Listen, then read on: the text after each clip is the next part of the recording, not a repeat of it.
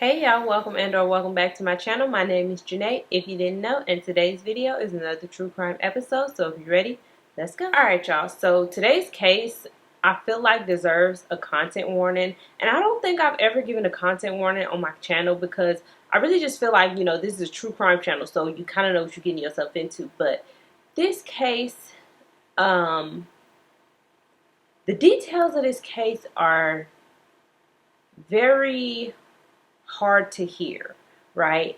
And so I feel like I should just let y'all know that this is the case. This is a case about a child, and the details of the case, like I said, are hard to hear. And if you don't want to hear the details of the case, that's fine. Protect your mental health at all costs. But if you do want to watch the video but don't want to necessarily hear the gruesome details, I'll be sure to put a content warning and let y'all know when I'm going to be talking about the gruesome portions and when the details of the case will be discussed, right? So, yeah, with all that being said, we are just going to go ahead and get right into the case. So, Deasia Watkins was born on November 21st, 1994, and to say that she was born in less than stellar conditions would kind of be an understatement because she was born to a mother, Tina Johnson, who had a history of depression, and she was also diagnosed with other mental health issues, and on top of all of that, she was an alcoholic drug abuser. And her dad, Terrence Watkins, he was pretty much just non-existent in her life because for a portion of her life he was incarcerated, and when he wasn't incarcerated he was literally just not there. And with all of the issues that Tina had, she was just pretty much I'm trying not to say it, but she was pretty much just a bad parent because before the age of 3, Deasia was physically and verbally abused and pretty much just neglected overall. She would either be left in the care of strangers, people who Tina didn't know, barely or not at all, and even worse, Deasia would be left alone, and she was barely fed because there was hardly ever any food in the house. And remember, this is all before the age of 3. But luckily, somebody would end up reporting this abuse, and Deasia was taken out of the home in 1998. And it was stated by a prosecutor, quote, "There are reasonable grounds to believe that the children are in immediate danger." And because of this, Deasia and her brother were taken out of Tina's care. Now, once Deasia entered the system, she would be evaluated. She would start therapy. And the therapist said that Deasia had grief and abandonment issues. And it was also stated that Deasia pretty much had no vocabulary at this time. And she was 3 going on 4 years old. And so, like I said, she was taken out of the custody of her mom and she was sent to live with a relative. Now, she would live with this relative for roughly 2 years, from the age of about 3 to 5. And during this time that she was with this family member, she was said to have been thriving. And the social workers who were assigned her case said that she was well cared for in this home. Unfortunately, after about 2 years, when Deasia was 5 years old, this family member would end up relinquishing custody of her because they said they had too many personal issues going on and they just couldn't handle the burden of taking care of Deasia at the time. But fortunately, a lady named Barbara Owens would step up. She was a close family friend, and she would end up taking custody of Deasia. And Barbara had already raised 10 kids of her own, and she had a slew of grandkids that she felt like would be good for Deasia to play with. So she felt like Deasia being in her care would be just what she needed, and she would be able to take care of Deasia with no problems, pretty much. She had already done this 10 times over, plus her grandchildren, so she didn't think that it would be a problem. And she was absolutely right, because when Deasia got into the custody of Barbara Owens, she thrived, she flourished. She was described as a smart, jovial young child who pretty much developed normally. I don't want to call it normal, but she developed at the same rate as the other children, despite the fact that she wasn't able to speak for the first 4 years. Well, I don't even know if she wasn't able to speak, because I do know that some children choose not to speak. So maybe that was the case. But either way, despite the fact that she was nonverbal for 4 years, Deasia was thriving in this environment. But despite the fact that she was doing so well, though, Barbara said that you could tell that Deasia was holding something in. You could just tell that not something wasn't right, but that she was more than likely holding back some type of emotion, you know? And that was almost apparent in the questions that she would ask, because even though Deasia was happy, she still thought about her mom, and she would ask Barbara, you know, do you think that she still thinks of me? Like, do you think she loves me and stuff like that? You know, just wondering if her mom still cared about her. Stuff that I feel like is normal. But all in all, Deasia was pretty happy during the time that she was with Barbara. But that was just only until about 2005, when Deasia was 11 years old. Tina would come back, disrupting her whole life. It was at this time when Tina decided that she wanted to regain custody of Deasia. So she petitioned the courts and accused Barbara of neglect.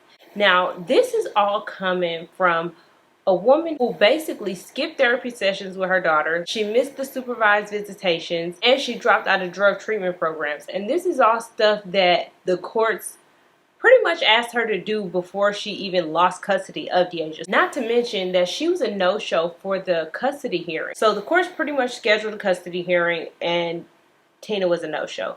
And then she would later on write a letter to the court saying that she missed the custody hearing because she had missed her bus, and then she had to wait for an hour for the next one.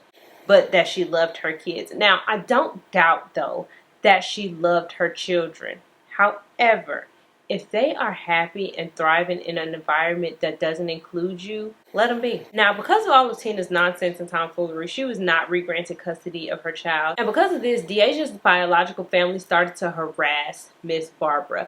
Now, I don't know if that means they was playing on her phone, if they was like threatening her, showing up at her place of business. Whatever the case may be, Barbara said that she really just couldn't take all of the harassment that was going on anymore, and she reluctantly relinquished custody of Deasia when she was 12 years old, and she ended up being sent to a shelter. However, another family member would step up, and this would be an aunt, and she would take temporary custody over Deasia at this point. Now, this aunt's name was Michelle Johnson, and by all accounts, Deasia was once again thriving in this home. Michelle provided a stable environment for her. She was thriving, flourishing, and once again happy. That is until Tina would once again petition for custody in 2008. So the court scheduled a hearing for December of 2008, and by this time Deasia was 14 years old. And once again, Tina would let her down and not even show up for the custody hearing. So she wasn't granted custody yet again. Now, from this point on, the records for Deasia's youth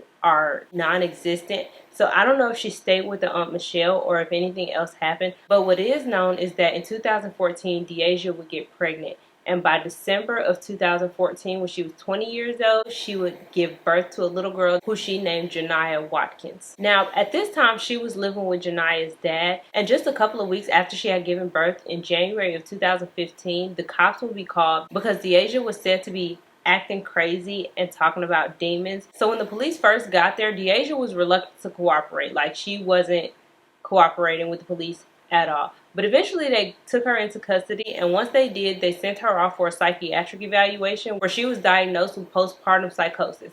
Now, I know a lot of us know the term postpartum depression or the baby blues, but I had never heard of the term postpartum psychosis. And even though this is very rare, I feel like this is something that needs to be talked about, because for a long time we wasn't talking about postpartum depression, and now it's a clinical diagnosis. It's real, it happens, and people are seeking help for it, and they can recognize the signs. And I feel like postpartum psychosis needs that same attention, even though it's much more rare. Now, postpartum psychosis is literally just what it sounds like. It is about a psychosis that occurs after you have a baby. It happens in 1 to 2 of every 1,000 deliveries. The onset is often sudden and happens within the first 2 weeks postpartum. However, it can also happen within the first year. And the symptoms of postpartum psychosis can include delusions or strange beliefs, hallucinations, seeing or hearing things that aren't there, feeling very irritated, hyperactivity, decreased need or inability to sleep, paranoia and suspiciousness, rapid mood swings, and difficulty communicating at times. So because of all of this, both Deasia and her child's father were both evaluated. Not necessarily a psych evaluation, but they looked into him too. And they deemed that neither Deasia nor Janiah's father were fit parents. And so she was actually taken out of both of their custody and put into the custody of the Hamilton County Job and Family Services. And this is where she would stay for a couple of weeks until early March, when Janiah was placed into the custody of one of Deasia's aunts. Because the Department of Job and Family Services, they they want the child to be with family members, but they also want the child to be safe. And so, like I said, this is what they did. They placed Janiyah into the temporary custody of Deaja's aunt. But when they did so, they told this aunt that Deaja was not supposed to be around Janiyah at all, unless a social worker was present. It was deemed that Janiyah was not safe around Deaja unless Deaja was on her prescribed medication. And they even did routine checks, but unfortunately, it slipped past them the fact that Deaja was allowed to move into the house. And just about a week after she moved in, on March 16, 2015, a 911 call will be placed from the residence. And y'all, this is where I have to put the content warning in. This is going to be hard to listen to, and the details of what happened are pretty gruesome. So if you don't want to hear that, skip ahead. But yeah, I'm going to go ahead and play the 911 call now. Thanks so much for being here, Robert.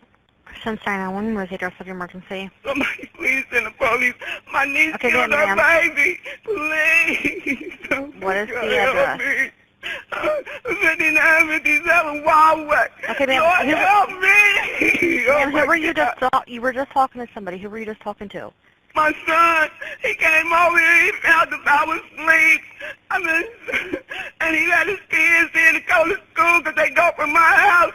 And he seen the baby on my oh my God, help me. Okay, listen to me, I need you to stop crying, okay? Stop crying. I need you to take a deep breath and tell me what happened.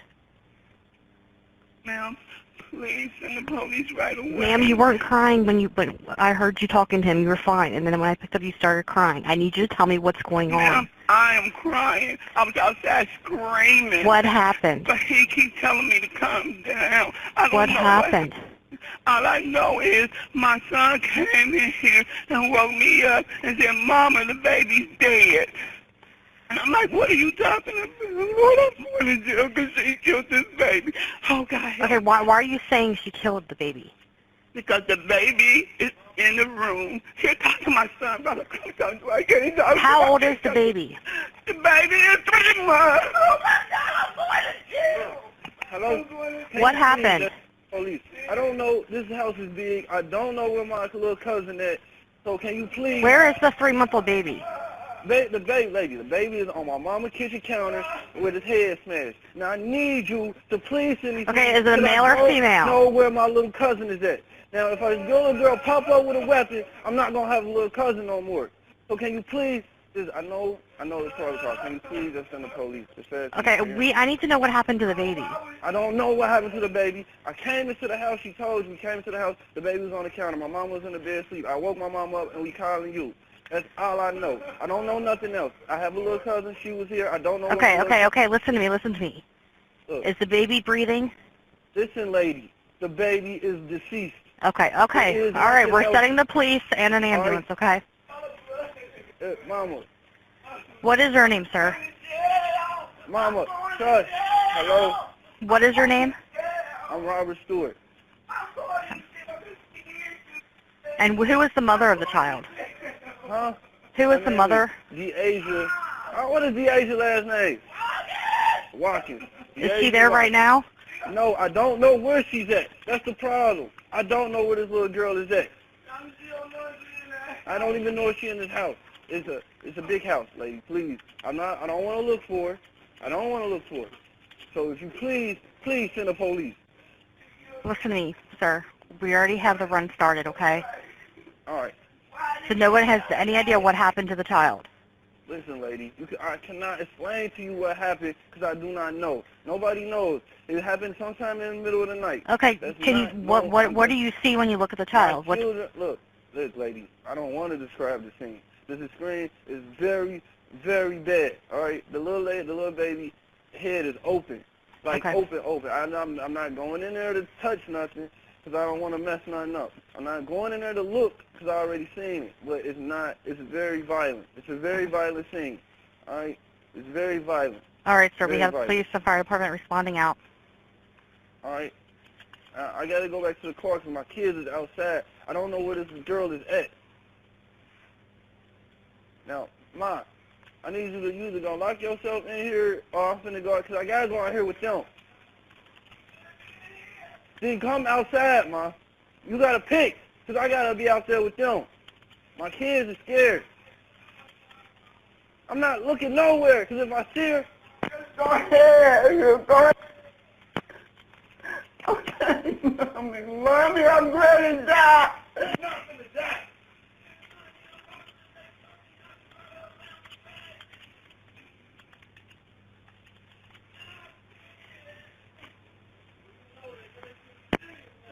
You're not going to die. Quit saying that. Mama, come on.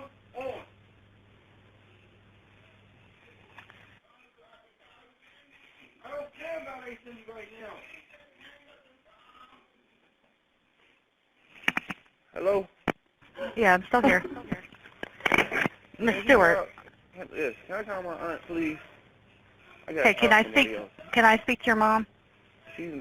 Mom, the lady want to talk to you. Hello? Hey, ma'am, listen to me, okay? We have help on the way. What do you think happened? What do you think happened? What happened to the baby? I don't know. My son wouldn't let me go. He just, I don't know. I had my knees.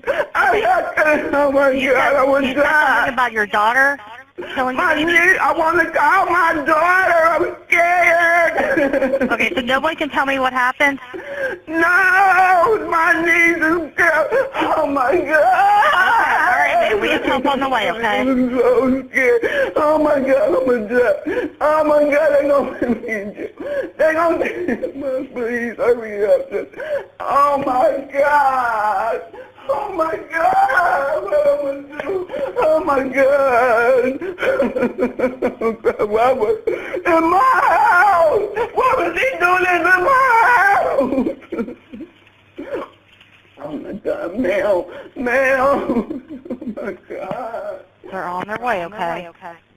So as you guys heard on the 911 call, Deasia had brutally murdered her 3-month-old baby girl, Janiyah Watkins, and she decapitated her and left her on her aunt's kitchen counter and placed the knife in Janiyah's hands. And she would later on say that she did this so that the police thought that the 3-month-old did this to herself. So yeah, once the police arrived, they were greeted with this scene. And during the course of searching the house, they would find Deasia in a room sleeping, and she was covered in blood. And obviously they immediately took her into custody, where she was charged with aggravated murder. Now, initially she would plead not guilty by reason of insanity, and so she was ordered psychiatric treatment and then later on deemed fit to stand trial. But before the trial could commence, she would end up pleading guilty, and she was ultimately sentenced to 15 years to life in prison. And she's currently serving out her sentence at the Ohio Reformatory for Women, and her first parole hearing is set to be in January of 2030, so that's like not that far away. But yeah, y'all, I really don't even know how I feel about this case. Obviously, it's a very, very sad one, because baby Janiyah didn't even get a chance to live life. Like, she was only 3 months old when this tragedy happened to her. The aunt, I know she's going through probably a whole thing, like mentally, because she should not have let Deasia in the house, and she knows that, and you can hear that on the 911 call. She's sitting up here saying she's going to jail, she ready to die, because she knows that ultimately, even though the crime is not her fault itself, the fact that she allowed Deasia to be around the child it's like, why would you do that? But that happens in so many other situations as well, where a family member gets the kids and they allow their family member to be a part of this child's life because they don't want to take their mom away from, because they don't want to take their child away from them, and they don't want the child to be without the mom. And I mean, it kind of makes sense, because obviously you don't think that your family member is capable of doing something like this. But at the same time, if the courts deem it unsafe, then you probably should follow court's orders. It's really just a messed up situation altogether. But yeah, y'all, let me know what y'all think about this case in the comments below. Don't forget to like, comment, and subscribe, and I will definitely see you all in the next one. Her mom, Tina Watkins, she had a history of depression. She was her mom, Tina, no, I keep saying Watkins, god damn. Like, she was required, I don't want to say required, was she required? I don't know if she was required. Yes, ma'am. Why are you awake? It's 2 o'clock in the morning, sweetie. Girl, you was already asleep. What you mean you don't want to go to bed? What you mean you don't want to go? You want to say hi to the people right fast? Say hello. All right, now you got to go to bed, okay? Come on, you want me to sing you a song? All right, come on. I'll be right back. Now, initially, she would plead guilt. No. Now, initially, bitch.